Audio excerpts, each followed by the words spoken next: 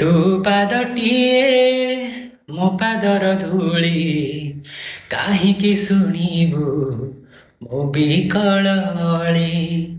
ତୁ ବ୍ରହ୍ମଦାରୁ ମୁଁ ପାପି ମେରୁ ଭାରି ଖୁସି ହେଉ ମୋ ଲୁହ ଢାଳି।